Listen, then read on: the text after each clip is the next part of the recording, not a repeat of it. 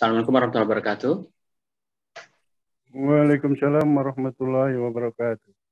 Selamat bergabung Bapak Ibu semuanya dalam bincang buku Mahara Publishing, buku Inspirasi dari Gayo.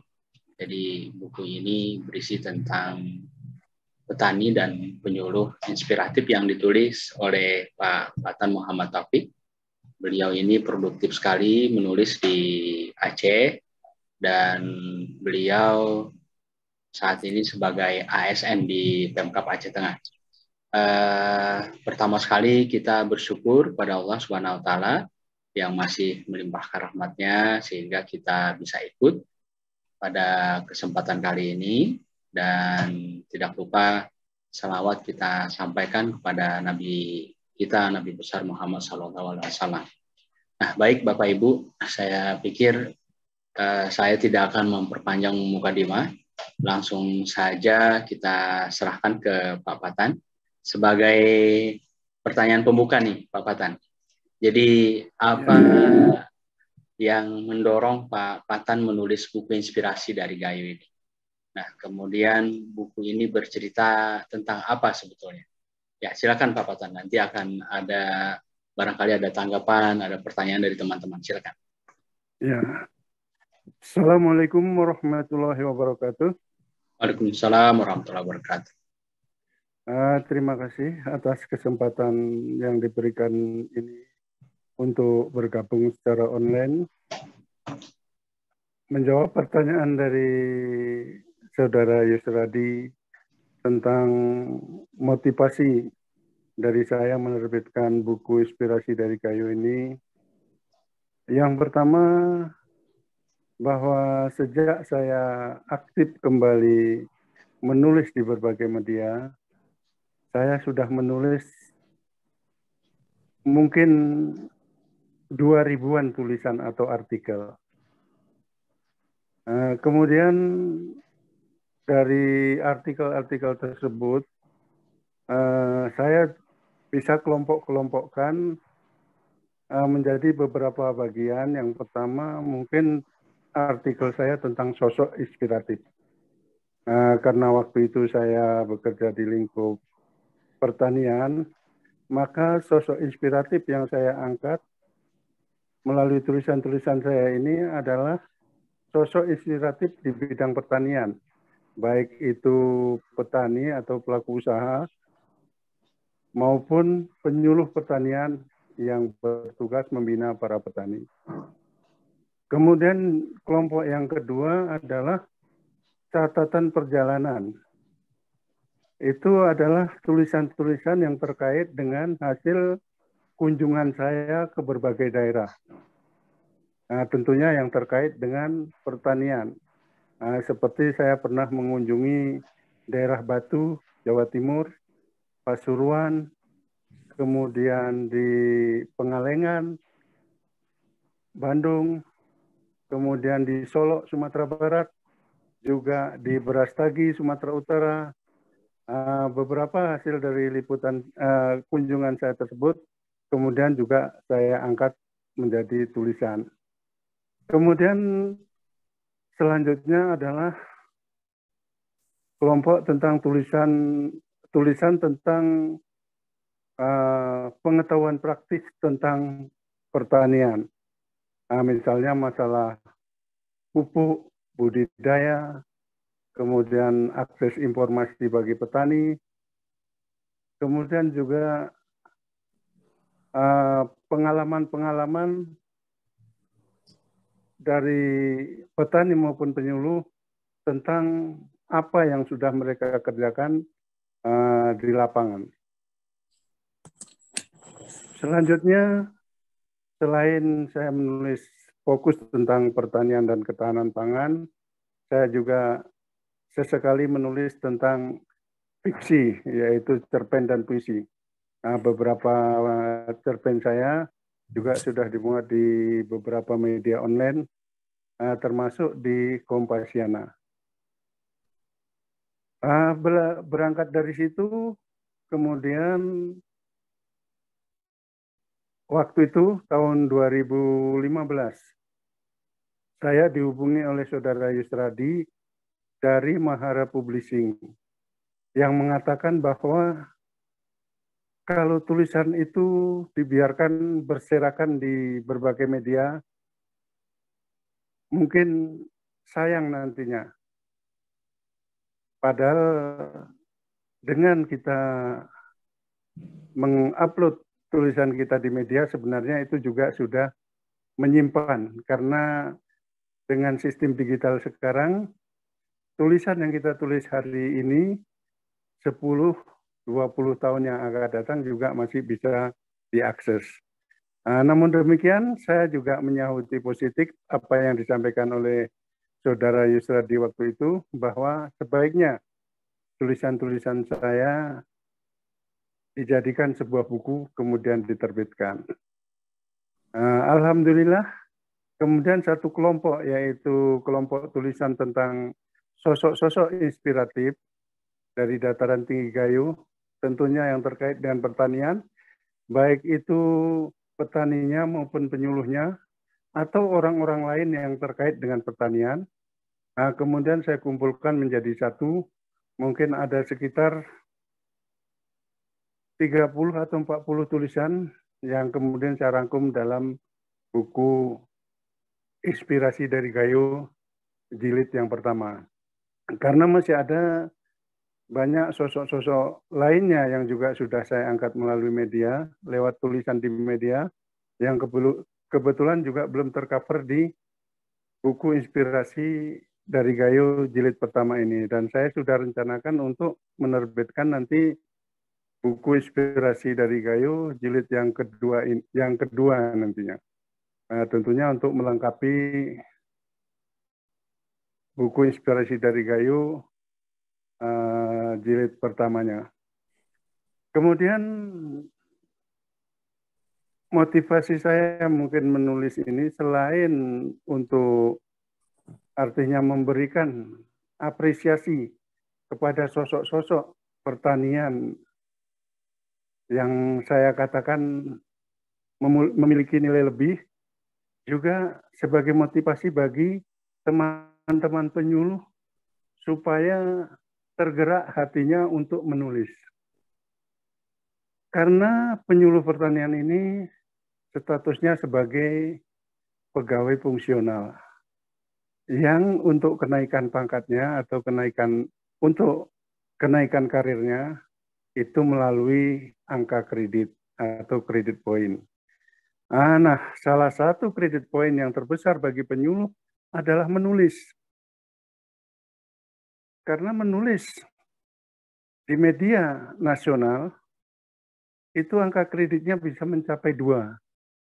Sementara melakukan penyuluhan langsung ke lapangan, itu 1 kali menyuluh ke lapangan, angka kreditnya cuma 0,07. Artinya butuh 700 kali turun ke lapangan baru mendapat nilai 7. Nah, itu perbandingannya. Sementara dengan menulis di media, apalagi media pertanian yang sifatnya nasional, bisa memperoleh angka kredit 2. 4 kali menulis di media, itu sama nilainya dengan 100 kali turun ke lapangan. Nah, betapa jauh perbandingannya. Kita kepingin teman-teman penyuluh itu bisa mencapai puncak karirnya dengan mencapai pangkat tertinggi. Dan itu akan mudah dicapai kalau teman-teman penyuluh juga mau menulis. Apalagi sampai menerbitkan buku. Itu tentu angka kreditnya lebih tinggi. Kemudian buku Inspirasi dari Gayo ini memang merupakan kumpulan dari tulisan-tulisan saya yang pernah dimuat di berbagai media online maupun media cetak. Untuk media online, sebagian besar tulisan saya tersebut dimuat di media online Lintas Gayo, kemudian juga di blog nasional Kompasiana. Kemudian yang dimuat di media cetak itu pernah dimuat di tabloid Sinar Tani dan juga majalah Swadaya. Kedua-duanya media yang terbit di Jakarta dan sifatnya nasional. Karena seperti tabloid Sinar Tani ini merupakan tabloid terbitan Kementerian Pertanian yang terbit setiap minggu sekali dan disebarluaskan mulai dari Sabang sampai Merauke dan dibaca oleh ratusan ribu penyuluh dan juga mungkin ratusan ribu petani yang sering berkomunikasi dengan para penyuluh. Nah, dengan demikian, melalui tulisan-tulisan ini yang kemudian saya rangkum dalam buku Inspirasi dari Gayo ini, saya berharap kiprah teman-teman penyuluh yang ada di Gayo, kiprah petani-petani yang ada di Gayo, juga diketahui oleh saudara-saudara kita dari seluruh pelosok Nusantara. Dengan demikian, akan terjalin nantinya komunikasi yang bisa jadi nanti berujung pada kemitraan-kemitraan yang menguntungkan kedua belah pihak. Kembali saya lanjutkan, ini tentang pengalaman seorang petani bernama Haji Kasdi yang pernah saya angkat melalui tulisan di media, kemudian juga dimuat di tabloid Sinar Tani.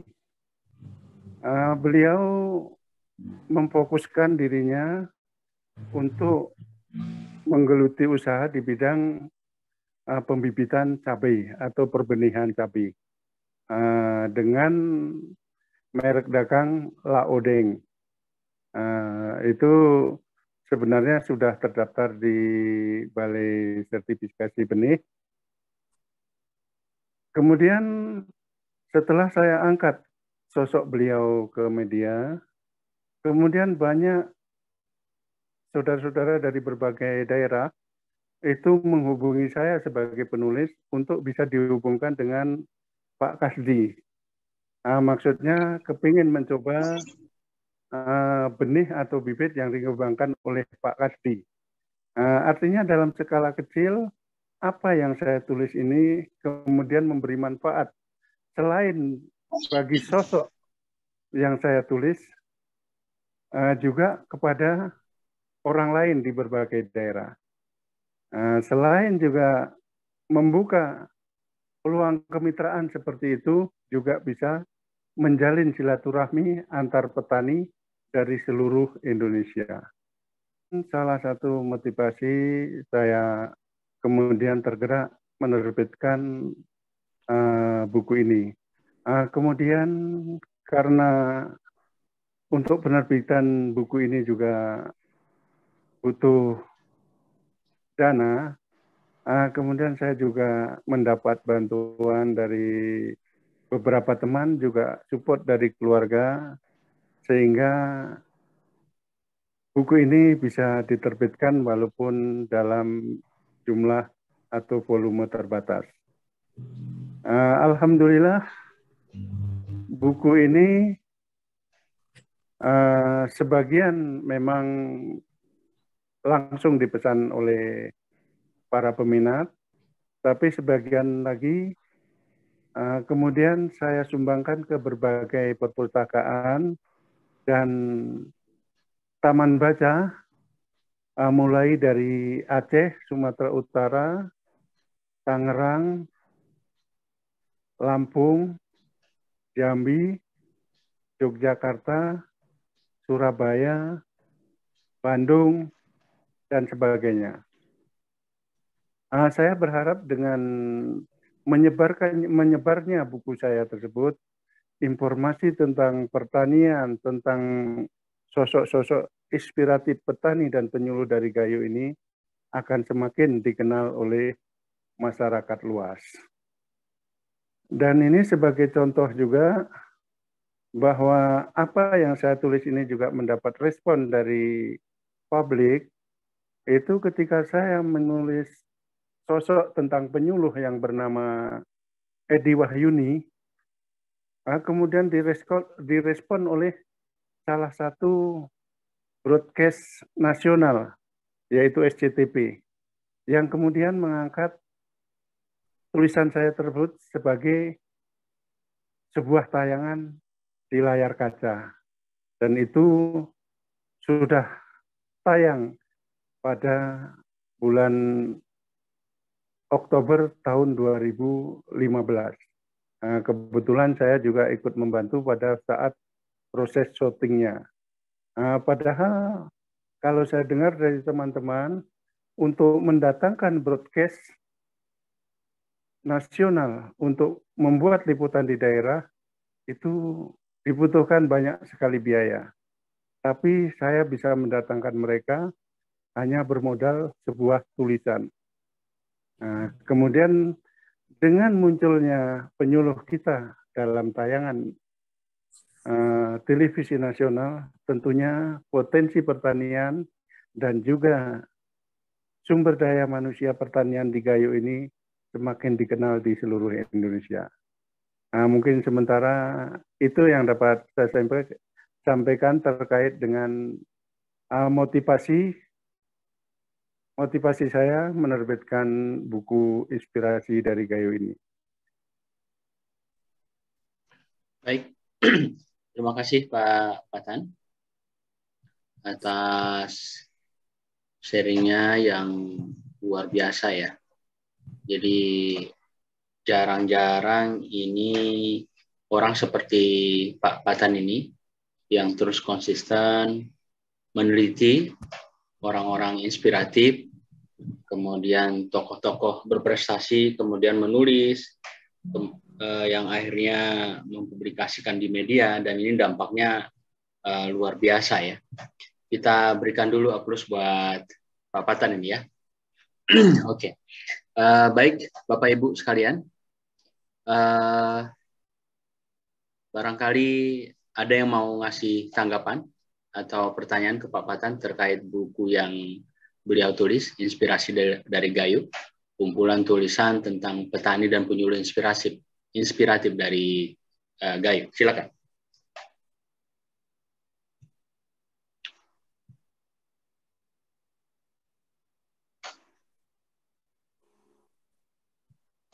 Mungkin dari saya Pak Yus.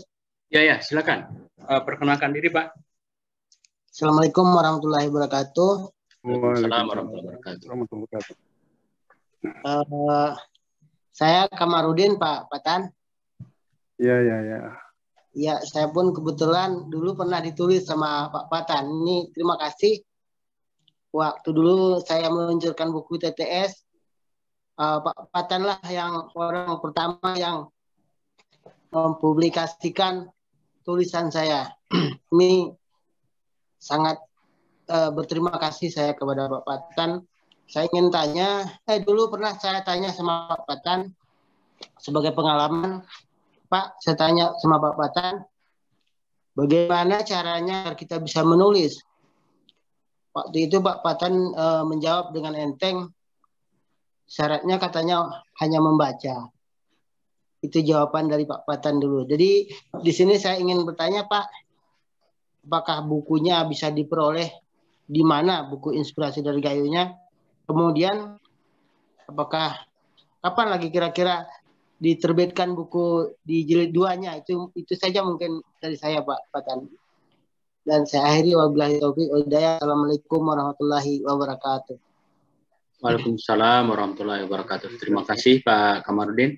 Ini sebelum ke yang lain kami berikan langsung waktu pada Pak Patan untuk menjawab pertanyaan dari Pak Kamarudin tadi. Silakan Pak Patan.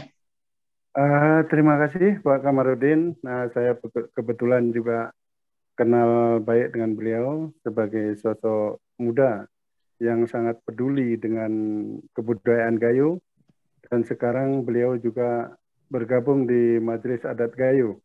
Ya, saya apresiasi dulu waktu pertama sekali Kamarudin menerbitkan TTS Bahasa Gayo, yang tujuan utamanya adalah membangkitkan minat generasi muda untuk mencintai bahasa Gayo dengan cara yang populer, yaitu dengan melalui teka-teki silang. Dan ini mungkin salah satu cara atau teknik yang cukup menarik dan belum pernah dilakukan oleh orang lain untuk melakukan hal seperti itu. Saya sangat mengapresiasi apa yang dilakukan oleh Kamarudin, kemudian saya juga mengangkatnya melalui tulisan di berbagai media. Tentunya ini sebagai penghargaan saya kepada Kamarudin, yang saya anggap juga sebagai sosok yang punya kepedulian terhadap Gayo. Kalau saya mungkin lebih fokus ke bidang pertanian, penyuluhan, dan ketahanan pangan, tapi Kamarudin fokus kepada budaya Gayo, budaya dan adat Gayo ya. Ini juga salah satu sosok inspiratif yang saya anggap bisa memberi inspirasi dan motivasi kepada orang lain. Kemudian ketika Kamarudin bertemu dengan saya, kemudian bertanya bagaimana supaya bisa menulis di media, saya jawab ringan, membaca. Ya, betul. Dan itu memang pengalaman saya. Karena begini, saya menulis sebuah artikel itu mungkin saya cuma butuh waktu setengah sampai 1 jam. Tapi saya untuk mencari referensi dari tulisan saya tersebut, saya butuh waktu sampai berjam-jam untuk membuka-buka buku, membuka-buka literasi digital, sampai tulisan saya itu jadi. Karena saya berprinsip bahwa setiap tulisan yang saya hasilkan, itu harus dapat dipertanggungjawabkan secara ilmiah. Kemudian punya sandaran ilmiah. Artinya tidak ngawur, tidak mengarang. Berbeda kalau kita dengan menulis fiksi. Karena kalau fiksi memang murni dari imajinasi. Tapi kalau menulis yang sifatnya ilmiah, tentunya kita tidak bisa mengandalkan imajinasi. Harus berdasarkan referensi yang jelas, literasi yang jelas. Untuk itulah, maka saya sarankan, kalau kepingin menulis, maka membacalah. Setelah kita eksis atau rajin membaca, maka insya Allah pelan-pelan ilmu kepenulisan kita akan muncul dengan sendirinya.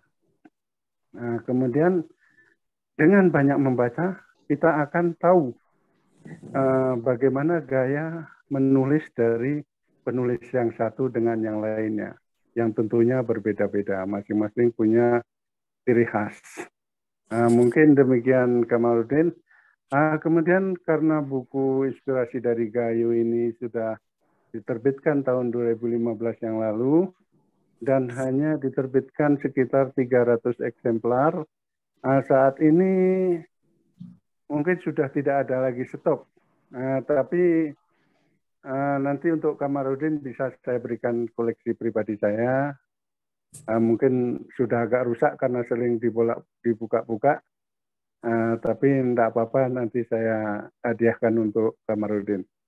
Ini jawaban saya, terima kasih. Pak.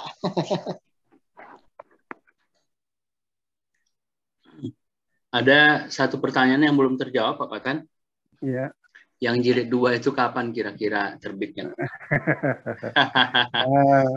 Ini sebetulnya Yusradi lebih tahu, karena sebetulnya untuk inspirasi dari Gayo jilid 2 yang juga akan memuat nanti mungkin sekitar 30 sampai 40 artikel tentang sosok inspiratif yang belum dimuat di Inspirasi dari Gayo 1, itu juga akan kita terbitkan. Cuma saya belum tahu kapan waktunya, karena ini juga menyangkut dengan budget yang tentunya karena kemampuan finansial saya juga terbatas, mungkin juga butuh waktu. Padahal ini ISBN dari buku ini dan juga 3 buku lainnya itu sudah terbit beberapa tahun yang lalu ya Pak Yusradi. Iya, betul. Ya, cuma mungkin belum diizinkan Allah untuk menerbitkannya. Tapi mudah-mudahan nanti ada kelapangan rezeki, kita bisa segera terbitkan. Karena sampai saat ini sudah saya siapkan sebetulnya 4 buku yang sudah siap untuk terbit. Mungkin tinggal masuk proses editing layout, kemudian bisa langsung terbit karena ISBN-nya juga sudah terbit, tapi mungkin masih terkendala masalah dana. Terima kasih. Ya. Baik, terima kasih Pak Patan. Nanti sambil ke Pinangan jangan lupa Pak Kamarudin bawa bubuk kopi Pantan Redup ya. Jadi bubuk kopi ditukar dengan buku. Oke, baik.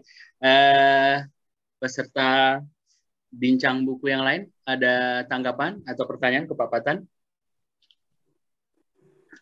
Kalau ada silakan. Ini Pak Hasrin sepertinya mau menanggapi ini. Masih di mute itu Pak? Ya, silakan. Cek. Iya. Oke, cukup jelas suaranya. Alhamdulillah.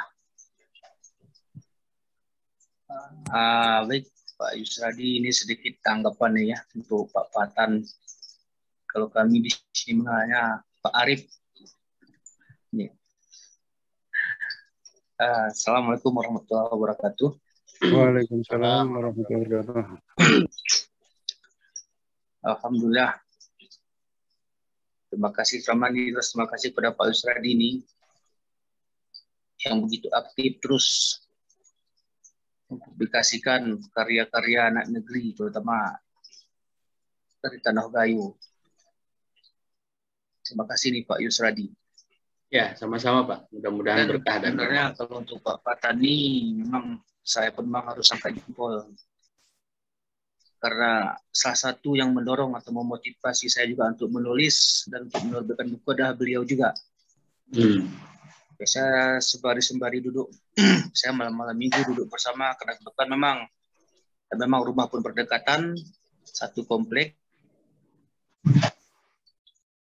Waktu kesempatan untuk bertemu itu sering, meskipun kadang untuk berbincang masalah buku ini memang jarang, tapi alhamdulillah sebenarnya Pak Pati memang salah satu penulis yang kreatif, yang penuh inspirasi, dan karya beliau tidak semata-mata hanya mengenai pertanian saja, namun apapun permasalahan beliau itu bisa menulisnya. Dan saya juga sering membaca tulisan beliau di Kompasiana.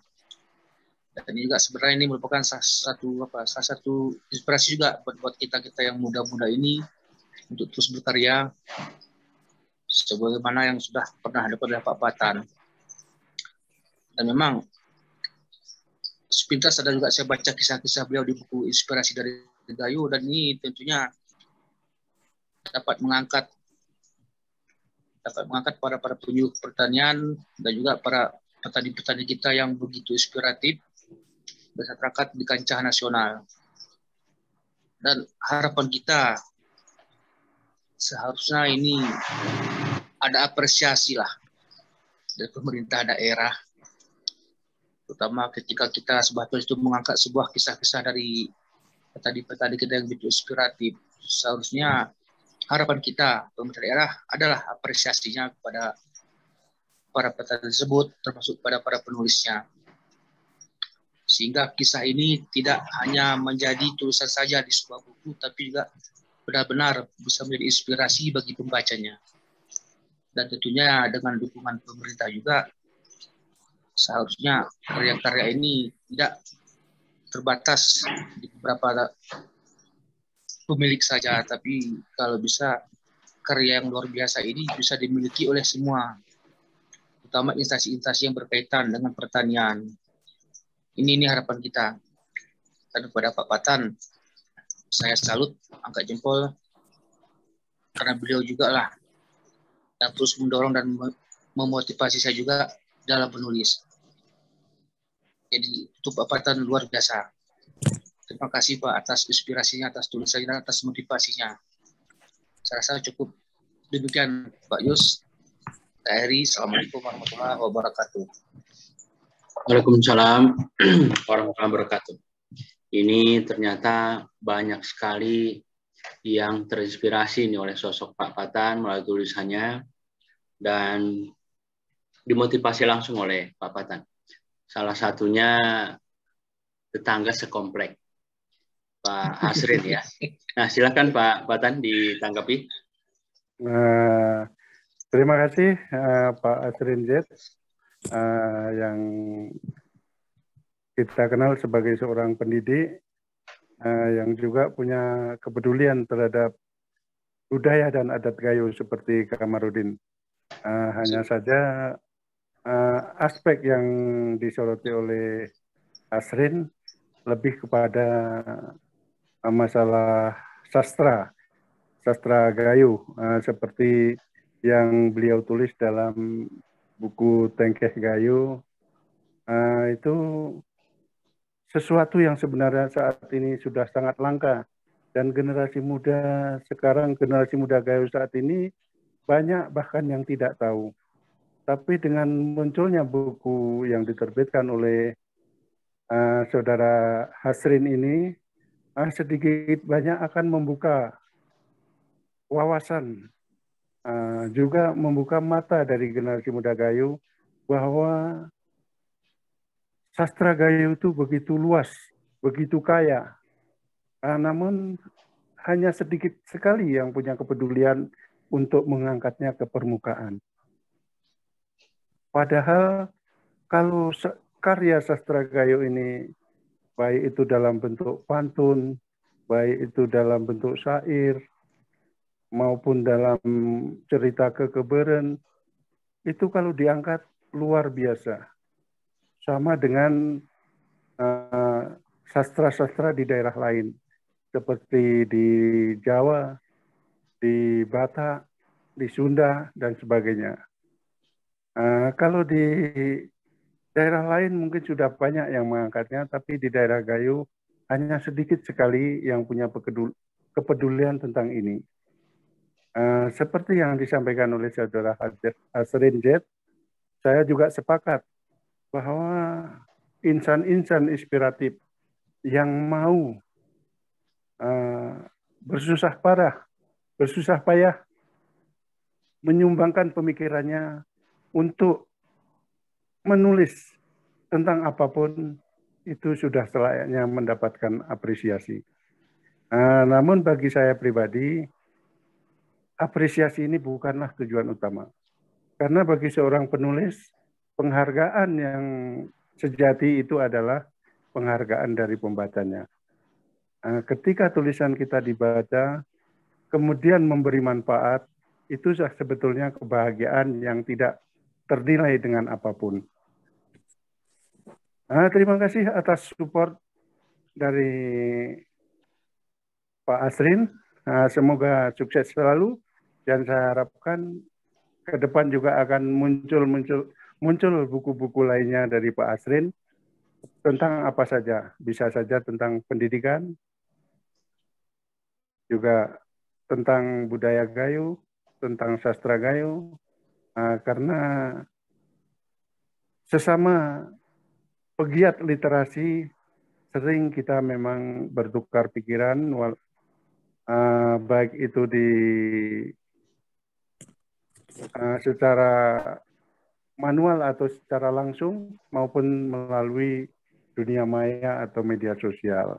Saya banyak terhubung dengan beberapa penulis seperti Dr. Johansa, Dr. Joni, juga ada Insinyur Winruh Dibatin yang aktif menulis juga. Dan mereka itu punya kelebihan-kelebihan, yang kelebihan itu bisa saya ambil sebagai pelajaran bagi saya dalam menulis. Jadi walaupun saya sudah cukup lama menulis, tapi sampai saat ini saya masih terus belajar untuk menggali ilmu-ilmu dari para penulis lainnya. Terima kasih sekali lagi Saudara Asrin atas supportnya. Ya, terima kasih Pak Patan. Jadi luar biasa ya. Jadi pesannya buat Pak Asrin dan kita semua, ya untuk terus berkarya, dan diharapkan seperti Pak Asrin ini saling mengingatkan sebetulnya dengan buku keduanya, termasuk Pak Kamarudin ini, karena memang kalau tidak kita maksimalkan upaya penulisan ini, pendokumentasian ini, selagi umur orang tua kita ya 60-an ke 100 tahunan ini masih hidup, nah ini khawatir ke depannya kita akan mengalami kegelapan sejarah jilid 2 setelah sebelum 1903. Jadi dan upaya kita malam ini juga salah satunya mengarah ke sana sebetulnya. Jadi kalau generasi kita merujuk ke 1903, bukunya Snow, kemudian bukunya Pak Mudekala, dan dokumentasi bahasa dan sastra di Kementerian Departemen P dan K tahun 70-80-an. Nah, itu yang jadi rujukan kita, Pak Patan dan teman-teman. Nah, begitu pun nanti ke depan, jadi yang dirujuk ya yang kita tulis hari ini. Nah, sementara ya kita sudah menuju ke abadian begitu. Jadi dengan tulisan kita, dengan karya kita. Baik, Bapak Ibu, barangkali masih ada yang ingin bertanya ke Pak Patan, kami persilakan.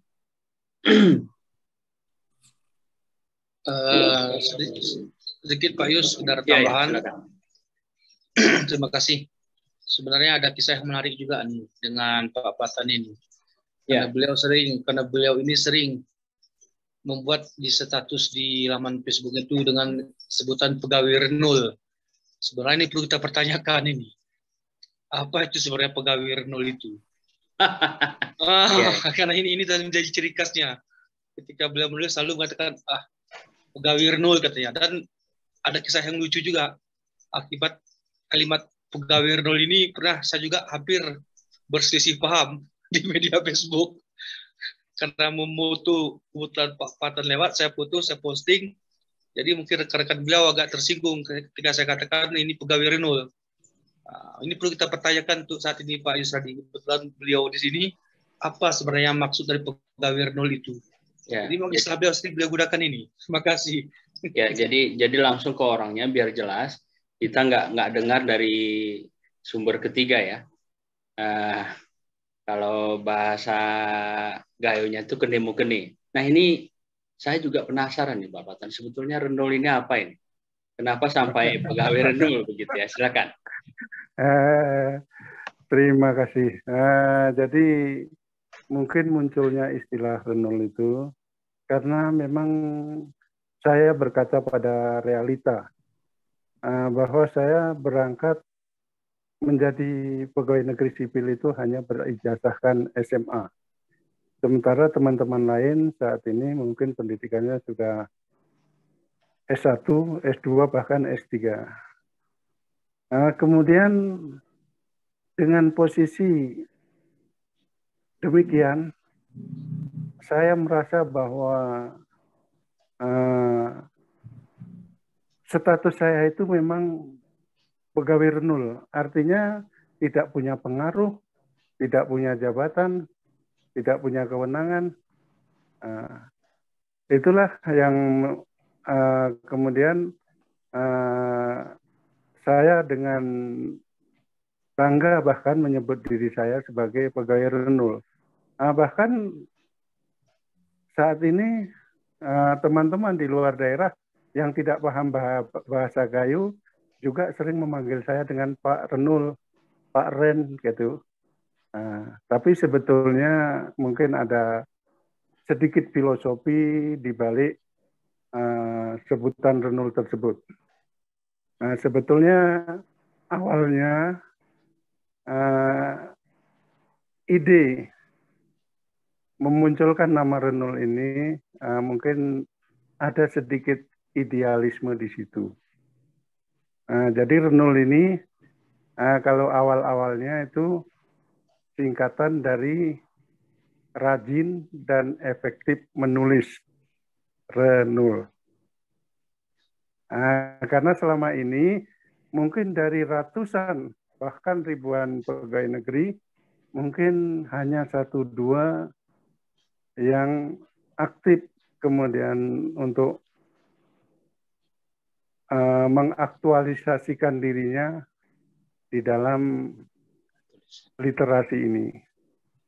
Mungkin itu sebagai cerita filosofinya atau idealismenya. Tapi di dunia nyata memang kenyataannya demikian.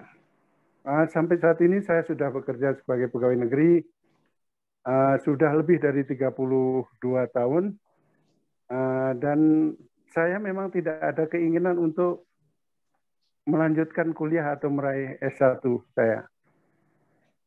Karena saya hanya ingin mengoptimalkan kemampuan yang ada pada diri saya, walaupun mungkin secara karir itu tidak optimal, tapi secara manfaat saya dapat merasakannya bahwa apa yang saya kerjakan saat ini minimal membawa kebaikan bagi diri saya, bagi keluarga saya, dan setidaknya juga sedikit banyaknya memberi manfaat kepada orang lain. Mungkin itulah gambaran tentang istilah renul yang mungkin kemudian menjadi landmark atau trademark saya baik di dunia maya maupun di dunia nyata. Karena sekarang ini, kalaupun berjumpa dengan teman-teman di mana saja, mereka mengangkat tangan, halo Pak Ren, halo Pak Renul. Itulah. Dan itu kebanggaan bagi saya, bahwa saya dengan segala keterbatasan saya masih bisa berbuat. Dan mudah-mudahan aktivitas saya ini tidak akan terhenti walaupun nantinya saya tidak lama lagi akan memasuki masa pensiun. Justru saya berkeinginan bahwa setelah pensiun nanti aktivitas saya di luar berkurang, saya ingin lebih fokus kepada menulis. Ada satu obsesi saya, ingin menerbitkan sebuah novel. Mungkin beberapa bab dalam novel ini sudah mulai saya tulis, tapi saya akan publikasikan nanti setelah novelnya selesai. Jadi tidak usah ragu untuk memanggil saya Pak Renul, karena memang kenyataannya seperti itu. Kemudian istilah itu juga akan saya abadikan lewat buku saya yang nanti insya Allah bisa terbit. Itu catatan perjalanan saya ke berbagai daerah, di mana dalam perjalanan saya tersebut, saya banyak bertemu dengan orang, banyak melihat sesuatu yang belum pernah saya lihat, banyak belajar tentang sesuatu yang sebelumnya saya tidak tahu, dan itu akan saya tuangkan dalam sebuah buku yang saya beri judul Jejak Kaki Si Renul. Dan mungkin mudah-mudahan dengan judul fantastis seperti itu, buku saya nanti bisa bestseller.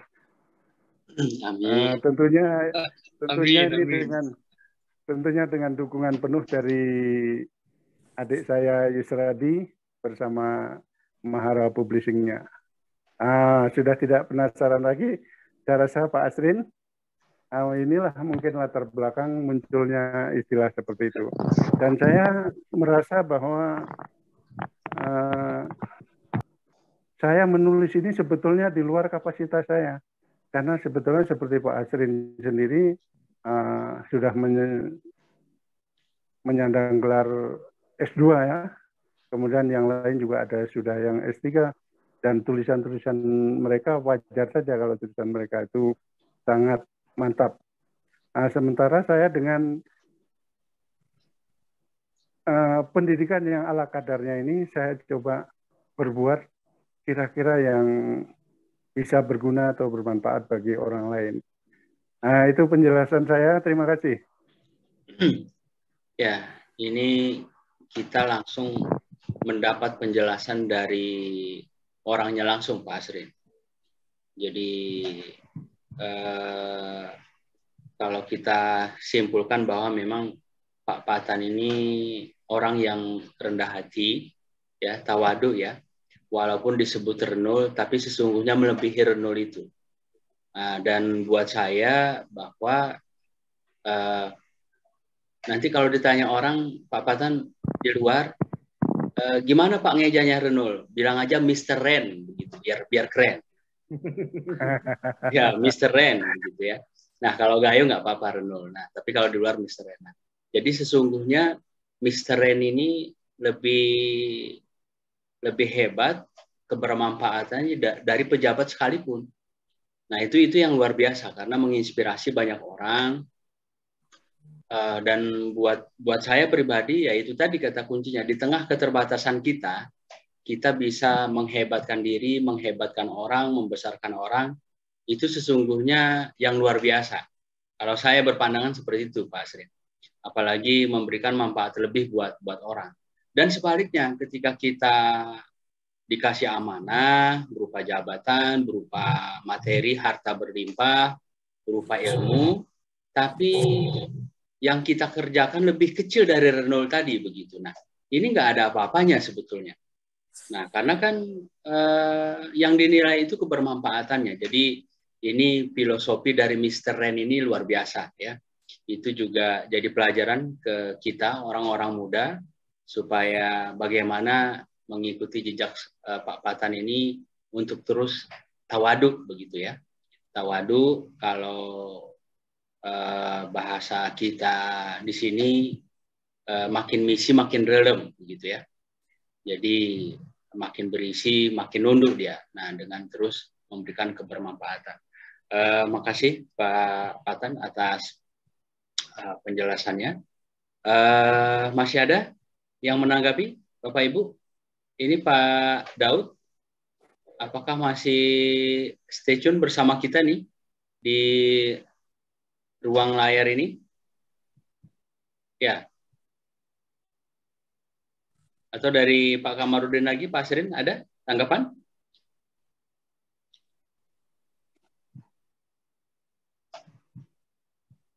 Ya, kalau tidak ada, ini kita berikan kesempatan ke Pak Patan sebagai penutup, Pak, bincang buku kita.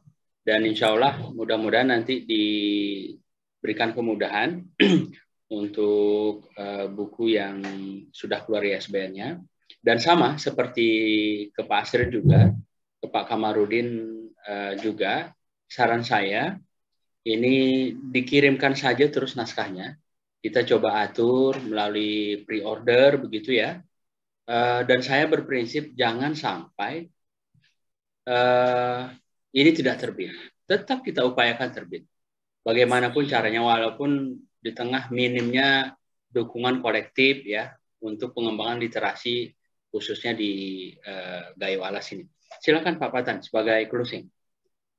Baik, dalam kesempatan ini saya ingin menyampaikan ucapan terima kasih juga apresiasi pada adik saya Yusradi yang selama ini begitu giat, begitu peduli terhadap apapun tentang Gayo, baik itu di bidang budaya, di bidang ekonomi, di bidang sosial, bidang pertanian, dan lain sebagainya. Saya merasa salut bahwa ada seorang Yusradi yang dengan swadaya mampu menggerakkan literasi yang jangkauannya sangat luas. Pertama melalui Mahara Publishing, kemudian juga mendirikan perpustakaan Gayo dengan koleksi yang paling lengkap atau terlengkap. Juga membuat pusat kajian budaya Gayo yang saya yakin bahwa ini manfaatnya sangat besar bagi eksistensi masyarakat Gayo, baik di daerah Gayo sendiri maupun di ranah nasional bahkan ranah internasional. Jarang sekali anak muda yang punya idealisme seperti ini. Untuk itu saya sangat memberikan apresiasi kepada adik saya Yusradi yang selama ini tanpa bosan, tanpa henti memberikan kontribusi bagi Gayo tercinta. Namun seperti apa yang disampaikan oleh Saudara Asrin tadi, bahwa belum semua yang punya kepedulian, punya kiprah mendapatkan apresiasi. Tapi ini jangan membuat kita berputus asa. Tetaplah kita berbuat untuk Gayo, untuk Indonesia, untuk kemanusiaan. Saudara-saudara sekalian, para peserta Zoom meeting yang saya hormati, kemudian mungkin sedikit saya sampaikan bahwa selama 2 tahun terakhir ini mungkin saya agak kurang menulis artikel karena memang selama saya bertugas di Dinas Kominfo, saya diserahi untuk mengelola 2 media yang cukup besar, yaitu website Kabupaten Aceh Tengah dan juga menjadi kontributor websitenya atau portalnya Kementerian Kominfo, yaitu Info Publik. Dan itu setiap hari harus saya update beritanya. Itulah sebabnya mungkin saya saat ini seperti kekurangan waktu untuk kembali menulis artikel. Namun demikian, kalau ada waktu luang, kemudian ada topik-topik yang saya anggap menarik dan juga inspiratif, saya juga tetap berusaha untuk mengangkatnya. Kemudian sampai saat ini, saya juga masih, walaupun sudah jarang-jarang, tapi saya tetap berkontribusi juga di media pertanian seperti tabloid Sinar Tani dan juga majalah Swadaya. Bahkan saya setiap bulannya juga masih mendapat kiriman majalah Swadaya langsung dari penerbitnya. Itu membuktikan bahwa saya sudah dianggap sebagai bagian dari media tersebut. Walaupun secara posisi, mungkin secara institusi, saya tidak berada lagi di lingkup pertanian. Namun karena jiwa saya sudah tertanam di situ, artinya bahwa petani adalah saudara-saudara saya. Kemudian penyuluh adalah sahabat-sahabat saya. Nah, itu yang membuat saya tidak bisa melepaskan diri dari hal-hal seperti itu. Kemudian yang satu hal lagi, bahwa pertanian ini merupakan dunia yang sangat luas, banyak cakupannya, tetapi hanya sedikit sekali orang-orang yang tertarik untuk mengangkatnya. Dan itulah sebabnya saya ingin terus eksis menulis, khususnya tentang pertanian. Walaupun secara umum sekarang saya justru menulis tentang banyak hal, termasuk ketika kemudian saya terlibat langsung dalam Satgas Penanganan COVID, juga saya fokus di situ tentang edukasi dan sosialisasi tentang pandemi COVID ini.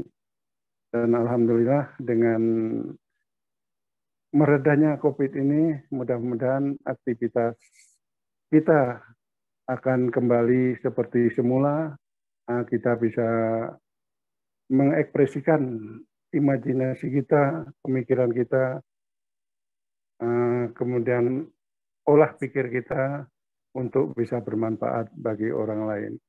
Bagi saya, menulis ini sudah seperti kebutuhan, karena saya sudah memulainya sejak masa SMP dulu.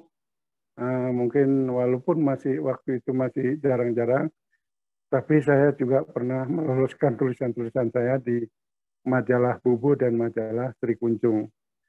Kemudian pada saat saya awal-awal memasuki dunia birokrasi atau masuk sebagai pegawai negeri sipil, saya juga melihat ada koran Sinar Tani yang memuat tentang aktivitas pertanian di berbagai daerah. Tetapi Aceh, Gayo tidak pernah masuk dalam koran tersebut. Saya mulai tertarik atau terpanggil untuk mengangkatnya. Dan sejak itu saya juga mulai aktif mengirimkan waktu itu mungkin berita-berita tentang kegiatan pertanian di Kabupaten Aceh Tengah yang waktu itu wilayahnya masih sangat luas sebelum ada pemekaran Benar Wilayah. Dan alhamdulillah waktu itu ketika saya baru-baru masuk sebagai pegawai negeri sipil, gaji saya cuma 50.000. Tapi ketika saya menulis di media, kemudian dimuat, honornya satu tulisan itu 25.000. Artinya kalau saya satu bulan mengirimkan 2 tulisan saja kemudian dimuat, itu nilainya sudah sama dengan gaji saya sebulan. Itulah mungkin menjadi motivasi bagi saya juga bahwa ternyata menulis itu kalau ditekuni juga bisa memberikan harapan. Tapi kemudian setelah kemudian saya eksis kembali pada tahun 2013 untuk menulis, orientasi itu mulai berubah. Saya tidak lagi berorientasi pada honor, walaupun untuk media-media cetak memang setiap tulisan yang dimuat itu tetap ada honornya. Tapi itu bukan menjadi prioritas saya lagi karena prioritas saya adalah manfaat. Bagaimana apa yang kita tulis ini bermanfaat bagi orang lain. Dan berkah itu kemudian kembali lagi kepada saya. Sebagai contoh, walaupun saya seorang pegawai renul yang tidak punya gelar apapun, tapi alhamdulillah selama 3 tahun, dari tahun 2016, 2017, 2018, saya pernah diundang oleh Balai Diklat Pertanian Aceh untuk menyampaikan materi tentang teknik menulis di media bagi penyuluh pertanian. Dan itu suatu rahmat menurut saya. Karena kesempatan itu tentu saja tidak didapatkan oleh semua orang. Apalagi oleh orang yang tidak punya pendidikan yang memadai seperti saya ini. Nah, itulah salah satu berkah mungkin dari aktivitas saya menulis selama ini. Sekali lagi, saya sampaikan ucapan terima kasih kepada Adinda Yusradi dan juga seluruh teman-teman yang telah memberikan support, dukungan selama ini sehingga saya masih tetap eksis menulis sampai dengan saat ini. Terima kasih. Assalamualaikum warahmatullahi wabarakatuh. Waalaikumsalam warahmatullahi wabarakatuh. Terima kasih Pak Tan. Luar biasa sekali ya. Dan apa yang disampaikan tadi penuh hikmah, penuh inspirasi ke kita semua. Dan sebelum saya tutup, saya ingin mengutip peribahasa Latin yang berbunyi perbapolan scripta manet. Jadi kalau kita sekedar ngomong, ini akan terbang dia, akan hilang, akan lenyap. Tapi kalau ditulis, akan tetap. Nah, jadi ini jadi kunci untuk mengingatkan kita semuanya untuk terus menulis. Dan ini ya harapan kita nanti jadi amal jariah kita melalui tulisan kita seperti yang sudah dilakukan Pak Patan, kemudian memberikan kemaslahatan buat banyak orang karena hakikat kita hidup dari sisi agama kita ya sebaik-baik kita adalah yang paling banyak manfaatnya.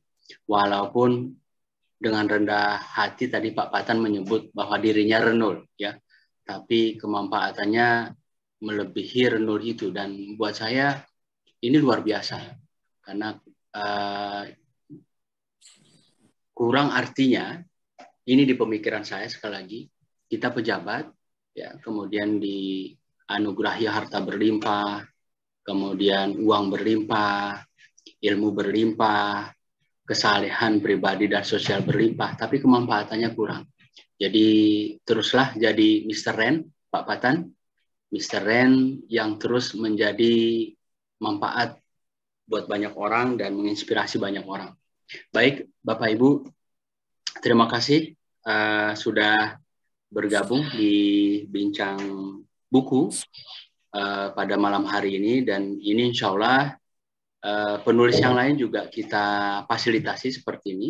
dalam rangka mengenalkan penulisnya, mengenalkan karyanya, dan tidak sebatas penulis dari Gayo, Aceh, bahkan sampai ke Papua.